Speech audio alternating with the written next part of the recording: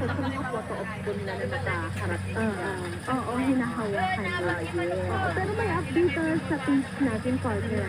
Siguro ibasa ka lang ang matanda ko yan. Dahil apo iti official results, iti provincial level. Ako, ayan, sige. Iti provincial tayo ako ka na Vizcaya, na Erwaran apo. And ulitin mo na ang kadagiti kasabsarot na ito Facebook Live. And kasama tayo na kadagiti kaluklukat sa ako iti Matro.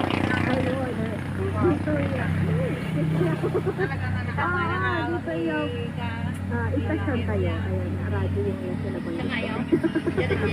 Actually, pero una na ang tapay-laon dato yan. Ayan, 80 Jackie, Ma'am Che. Ayan, may ako mat 80 yung tapay-laon. Ini 80 Jackie. Ayan, para ito mayor Apo. Ay, saan ka nyo?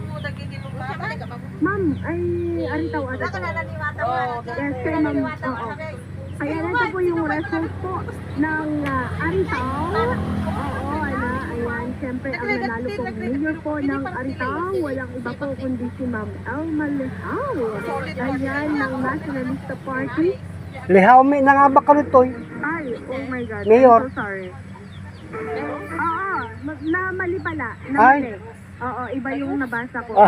Sa bali na bata na. Ayan na si Mayor Dr. Rina Remelina Perol. Oh, yun. Ayan, Babae, siya po babae. ay sa Lakas CMD. Nagkamali dyan na sir. Nakakuha po siya ng 15,170 15,000. votes.